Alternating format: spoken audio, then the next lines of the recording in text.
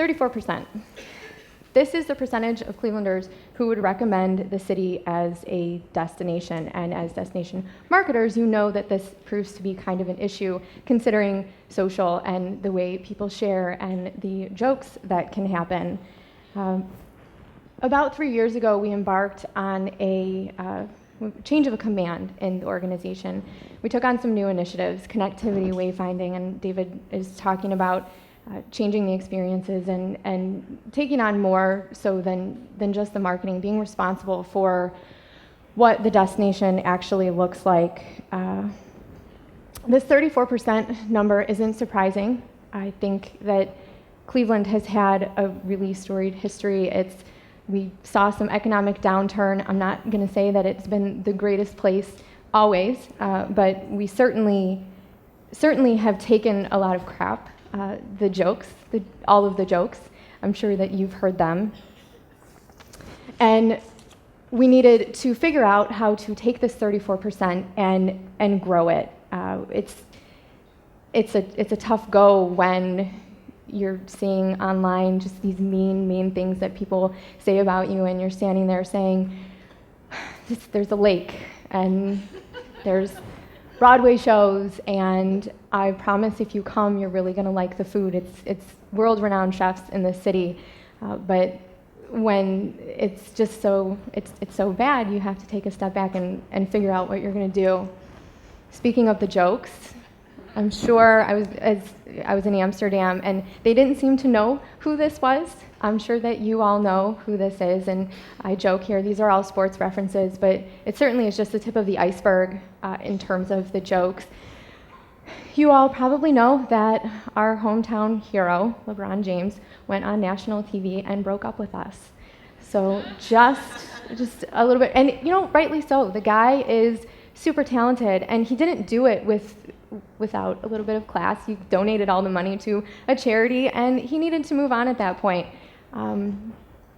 The idea, though, that people burned LeBron James jerseys, I don't buy it, because he did come back, and that day the street was lined with LeBron James jerseys, so don't listen to that one.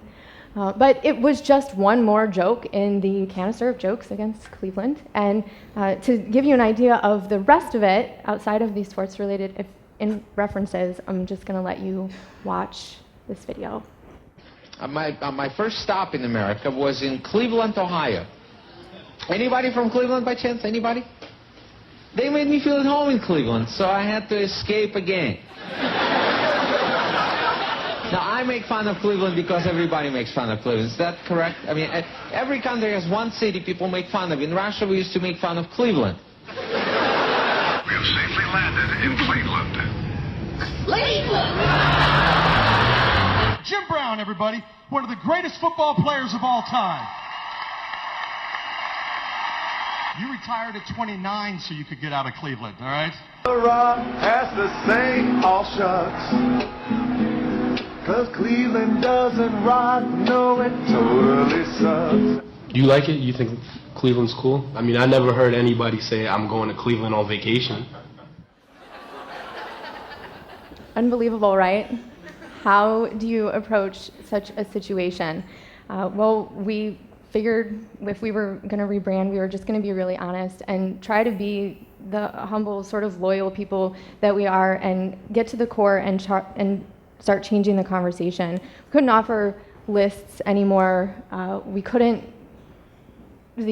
Like I said, the amenities just weren't going to work, so we were going to join the conversation and join in on the jokes. And the fact of the matter is that Cleveland really is, I mean, you see it as a steel town here, and the industry would certainly change, and with the loss of that, we would lose jobs, there would be economic downturn, people would leave the city, and what happened after that is we just started rebuilding, and while we were doing that, we stayed quiet and we kept our heads down, and what you have now is a city that really has a tremendous amount to offer. I mean, we certainly aren't, your Paris, but what I think that we have is something to offer to the targets that we're looking to reach, our drive markets. I think that Anthony Bourdain says this best. He says that I think that troubled cities often tragically misinterpret what's coolest about themselves. They scramble for cure-alls, something that will attract business, always one convention center, one pedestrian mall, a restaurant district away from revival. They miss their biggest, best, and probably most marketable asset, their unique and slightly off-center character. We needed to just be ourselves because everyone was already taken. We needed to collect our thoughts, take a step back, and really decide that what we needed to do was get to the bottom and start changing the perceptions before people could keep telling these jokes about us. Quite frankly, we needed to get real. And we would do this through social. We would let our locals do the talking for us. It's not that we stopped doing all of the traditional things that we needed to be doing and placing ads and using this new brand that was just really gritty and eclectic and authentic to send these messages, but we also needed our locals to be doing the marketing for us. So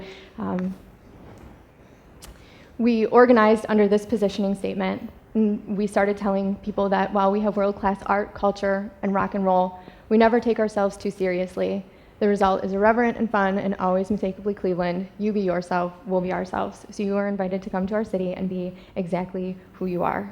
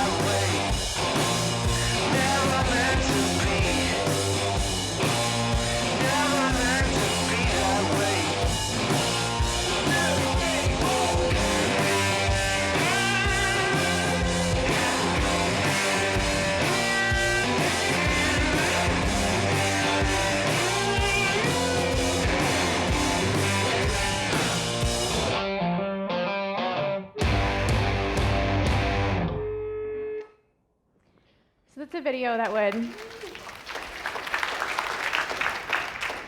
kick it all off, would kick off the rebranding campaign and start getting people excited and start telling the real story about who we are and the fact that while all of this was going on, we weren't listening. We were just busy getting things together and being a better city. And now, come to town. It's not mainstream, it's not trendy, it's not all these other things. It's just a place that you can come and have a really good time. And this video, what's cool about this is that it was never meant to be seen by anybody. It was just something that we saw internally and knew right away that we would have to put it somewhere because it was just so fantastic. And as a Clevelander, I feel like our identity had been lost for so long. We weren't really sure who we were because we were listening to these jokes and I like it here, I'm happy living here, but what is everybody else saying? It's Jim Brown retired at 29 to get out of Cleveland. So you start to believe these things when people are telling you over and over again that, this is what it is. So maybe I'll stay here, but I'm not necessarily going to tell anybody how much I love it. And that's really in the campaign process and all of the research where we figured out that we needed to get into Pride, that we couldn't put another ad in a magazine that said we have an art museum, but rather this emotional content of this is who we are, and kind of if you don't like it, that's okay. And we looked to this quote a lot, and in our offices, you'll walk past people's cubes and you'll see it hanging, just as a reminder of this is how we feel about our city. That the greatness of a city does not consist in its buildings, either public or private, nor in its institutions and benevolences, but rather in the intensity and intelligence with which citizens love the city as their home. And this came from a Cleveland mayor in 1907, which seems fitting considering the position that we've been in for the last however many years. Q hashtag this is CLE, and another reason I'm here to talk about this today. We had all the pieces and parts of the campaign together. Shout out to MMGY out of Kansas City who helped us with all of this. They really came to town and sat down and they were able to get a perspective on the city that sort of the people that have been there for so long couldn't feel because it'd been just buried. And they said, let's do this hashtag thing. Let's pull everybody's content together. And so before the branding campaign launched in March, we went out with a seeding campaign for a hashtag. We decided to launch a new Twitter account because we didn't want the idea that we were a partnership-based organization to overshadow what we were trying to do, which was really just to tell the authentic story of what Cleveland is. And the only way to do that is to gather your locals together. So we went out with this new Twitter handle that didn't have any followers, and we just started saying that if you don't like what people are saying, change the conversation. And they did. One of the first things that happened was a parody account. Has anybody experienced this? No? It was a fun day. We all sort of sat back and thought, how do you don't fix this? You can't change someone who's online making fun of you, poking fun of you, and it kind of makes sense, right, considering all of the jokes all the way along. But it got nasty, and I think that they posted porn or something ridiculous, and we were able to just report it, which it kind of lived on for a little while, and then they got bored and went away. And then we ended up with this. What you see here is a microsite that we pulled together with the images that folks were sharing and events, and we painted a chalkboard with hashtag this is CLE, and people started writing on it. And we were then able to, as the campaign was launching and progressing, pull this stuff as resource for our visitors, just to make it feel like this is truly Cleveland. They're not pulling the hood over our eyes. And when you look at TripAdvisor, which is such a huge website in terms of travel, and when you plan your trip anywhere, you head to TripAdvisor, and sure, you look at the hotels that the attractions and hotels are posting, and there's nothing wrong with that, but you then go to the traveler photos and you get a better idea of what you're really getting yourself into. And that's what we wanted. We wanted to be truthful and authentic and real about it.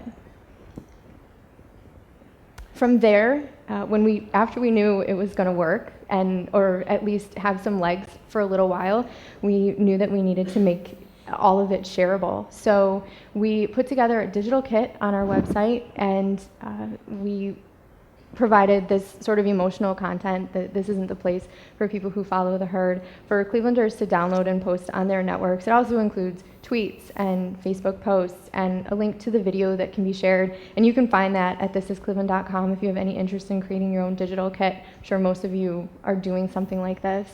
And then we posted these images with hashtag this is CLE on them so that we could just continue to keep spreading the word.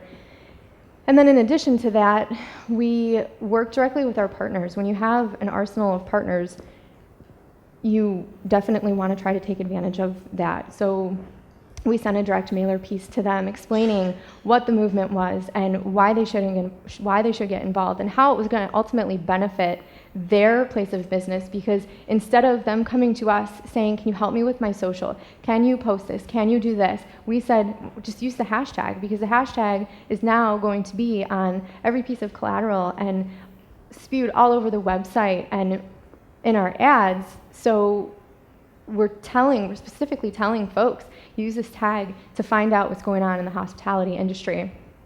And it made it much easier. I get far less emails from partners now saying, can you do this for me? Rather, they use a tag. And you get some stuff that, of course, tags get hijacked. It happens. But for the most part, especially on Twitter, you're going to see just a tremendous amount of participation from the community, getting their message out through the tag. And this is what would happen. I just pulled these numbers to date. So it was the social media movement encouraging residents to tag their unmistakably Cleveland images. It ended up turning into much more than that. It's turned into tweets and Facebook posts, and it's exciting when you start to see hashtag this is CLE from people and they don't know where it started, and they don't know why it's on a coaster at the bar where they're drinking a craft beer from a local brewery. But when they post that picture of that beer, they are using the tag, which is ultimately what we're trying to do, so it doesn't necessarily matter that they don't understand where it came from. The hashtag was delivered to nearly 700 million timelines to date, reaching more than 150 million social network users. There would be 89,000 unique contributors tagging approximately 195,000 photos on Instagram. Instagram is tough. You find some stuff that's, I feel like, where the hijacking is mostly happening. So if anybody has thoughts on that, find me after this. I would love to hear your insights on how we sort of fix that issue. It's just a handful of people that can sort of ruin the bunch. And then more than 245,000 tagged tweets. And really that's where the strong content is coming from, as to suggesting where people should go while they're in Cleveland. And that brings me to the second reason I'm here. We worked with Destination Think on this concept of buddy bloggers. We did a lot of tactical things to get the word out about hashtag this is CLE, but when we launched, we really wanted a strong launch campaign that was going to do two things. One, spread the word about the hashtag, and two, it would be what we ultimately do is bring people to the city to stay in hotels, heads and beds. You have to keep that money coming in. So we went to them, we explained this, explained that we wanted to continue to change the perception and dumb down the jokes if we could potentially make that happen. And this is what they came up with. So from August 8th through September 6th, we would have 12 influencers with a combined audience of nearly 100,000 fans across Twitter, Facebook, and Instagram, and they would come to Cleveland. These are bloggers. We would have 6 influencers from Cleveland and 6 influencers from our target market. And our target markets are drive markets, so 2 hours or so out, someone who would have to come stay in a hotel. The niches would be food and fitness and family, lifestyle, LGBT and culture, and the bloggers would indulge, imbibe, and inspect nearly every facet of Cleveland's offerings. And these are our promotional campaigns that we typically run throughout the year. So each year you have some kind of campaign that covers these niches. And the first thing we had to do was find the bloggers. And if you know anything about finding bloggers, it's kind of a lot of work. It's not your typical travel writer in a system. They're not all going to be there. They're not all signed up to be in your Cisions or your other platforms. But it can be done, and this is how we did it. We got on Google, we searched on Twitter, we tracked hashtags, we repeated, and then we repeated again, and we got tired, and then we did it again. And we used a lot of blog rolls. If someone said no, we asked them if they knew someone who could come into town and potentially have a weekend and the content would be good for their blog. So really, you have to take your time at this step. I don't condone it. Maybe just don't send any messages, but wine helps a tremendous amount. My boss is in the audience. You have to be really flexible with these folks. They're not like your traditional travel writers. They have jobs, they have day jobs, and they're busy. And So if you have a weekend that doesn't work for them, don't let them go. Choose a new weekend and rearrange your schedule. Be really personal. I'm not the person who hosts traditional travel writers. I'm not PR. I'm not that side of things. So this was kind of fun for me. You get to know these folks, and you follow along on their blogs, and all of a sudden now I'm following 6 people and their families and what their kids are doing and what they joke about, and it's really quite incredible, because once you create this personal relationship with them, you could potentially bring them back into town to continue to tell your story. And most of all, be patient, and I think that's where the wine comes in. The second thing we needed to do was plan the visits, and like I just said, I am not the person who typically hosts your travel writers, so imagine the look of just complete shock on the PR team's face when I said, we need 6 hotel rooms, we need attraction tickets, and we need it in 2 weeks. Make sure that you're deciding on your dates ahead of time and working with your team to book the hotels. What was really, really awesome about this experience, and I'm a local, and I could put together my list of things that I like to do on a weekend, but we actually had the locals put the list together, and we helped them, we worked with them, but we wanted it to be really authentic and not have anything sort of to do with the DMO, rather the list of things that the foodie blogger, places that the foodie blogger would go and eat and really get to experience a meal like they would have it. Beforehand, I highly recommend securing your attraction tickets, working with partners where possible. Your partners are really going to benefit from this. You have bloggers coming into town to cover their restaurant or attraction or whatever. So most of the time they're going to help you with that and comp your tickets. Even the hotels in certain situations, or media rates if nothing else. Make your restaurant reservations early so they don't get closed out. Those foodie bloggers are pretty serious about what they do. So you don't want to miss out on your big restaurants. And then before the trip, provide a really thorough overview of what's about to happen. Just an email worked for us. I summarized everything for them, so while I wasn't the one planning this trip, I was able to follow along and then package it up really nice for them and let them take it away and have their itinerary. And I put together a list based on their itinerary, I put together a list of Twitter handles and Facebook links, Instagram handles, so that while they were at these places, there was absolutely no reason they couldn't be tagging folks along the way. We purchased gas cards for our people. We didn't want this trip to cost them anything, so depending on how far they were coming from, we just added up the mileage and gave them gas cards. We also dropped off swag bags at the hotel where our visitors were staying. Everyone loves swag. Everyone loves a good t-shirt. So we dropped those things off, and in subsequent posts, we were seeing the t-shirt and the coasters and the hashtag, and it ended up being really effective. And don't forget about your locals too, because they're helping out as well. And then as the trips approach, get ready to network online and curate content. And that brings me to my third step. It all happened so fast. If I could go back, I would spend more time watching the trips as they were happening and resharing that stuff and communicating with them, and also reaching out to our partners so that they really understood who was coming to town and provided the itinerary so that they could network in real time and use that content. Take your Monday off, work over the weekend, and chalk it up as a loss. Afterwards, though, is really where we saw the success in the company, or in the campaign. You have people saying, looks perfect, a place I've always wanted to visit, and that is not someone who came to town. She just was tweeting at one of the bloggers who was in town. And the blogger, Juan, says, you should totally go, it's great, I can't wait to go back. So you are coming from these jokes of these women in an airplane who landed in the wrong destination saying, Cleveland, unbelievable, how did I get here, to this commentary that is positive and could really potentially start changing the conversation about what there is to see and do in the city. I live in Chicago now, but I'm originally from Northeast Ohio. Loved reading this recap. It looks like so much fun. I never would have thought of Cleveland as a fun place to go before reading your blog. I can't imagine why.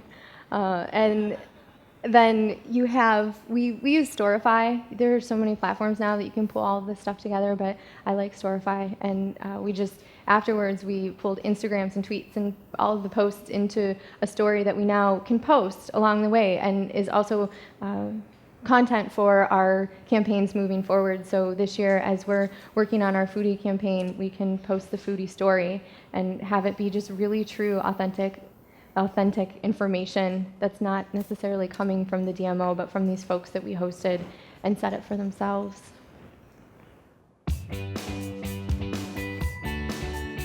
My name is Casey Mullins, and I'm here in Cleveland checking out what the city has to offer for my family of 4.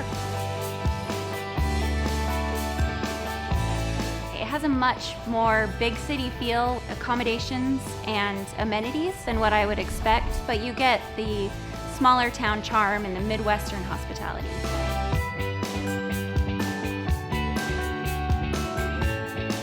As we got into town, there was families walking around, there was young couples on dates. It was a really walkable city after dark, which you don't find a lot. There's so much to do in just a short space. You can park once, walk to several different museums, have lunch, and see a lot of different things in one day.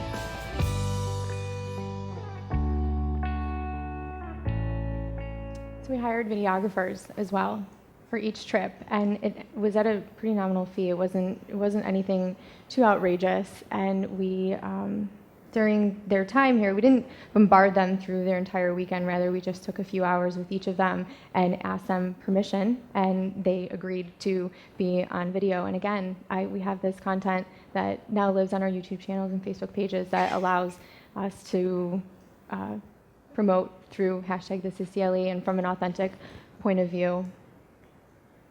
These would be the results. 12 bloggers told an authentic Cleveland story to their combined audience of more than 93,000 followers. We generated 23 blog posts, produced more than 6,000 online stories, and that's tweets, photos, likes, comments, and shares. And this campaign would be responsible for 3.2 million #ThisIsCLE Twitter impressions. If I knew then what I know now, you're going to need help. You're going to need help from your whole team. If you are one of those people who wears all of the hats, bless your soul. I don't know how you do it. It just seems to be a ton of work, but we needed help. You could pay the bloggers, but it's not necessary. One blogger asked for a stipend of $150, and we felt that that was pretty fair, but we didn't offer it up. This content is valuable for their blogs. They need this. In order to keep things going, if they run advertising, they need those strong stories. So it really worked out for both parties. They're going to say yes. I was very nervous about that because it's Cleveland. But they came to town, they said yes, and they really loved it. And that was truly the winning part for me. It's going to take some time. I think I said that already. Be ready to engage. And finally, just share the numbers. Make sure that you're tracking this stuff, that you're using something like hash tracking to find out how many times the hashtag is being mentioned, and then report those numbers back to where all of this starts from. As the social people in the world, we talk about money and how much you get versus how much everybody else gets. And as you're sharing these numbers, it helps to start bringing that budget over a little bit more. And then finally, 54%. If you remember at the beginning, I mentioned that we started at about 34%, and we did the same study that we'd done before we kicked off the brand launch, and we found that we had moved the mark a little bit, not exactly all the way. We definitely have some work to do, but at this point, we have about 54% of our locals who saying that they would recommend Cleveland as a destination. And granted, that is certainly not all because of #ThisIsCLE. The city has really come together to just start, getting back on the bike. We're back on the bike now and moving things forward and showing off what we have to offer to the city. So that's what I have to say about mobilizing your influencers. If you give them the content that they need and you provide that emotional feeling of why they need to be part of it, you're going to end up with results that look like this. And that's what I have.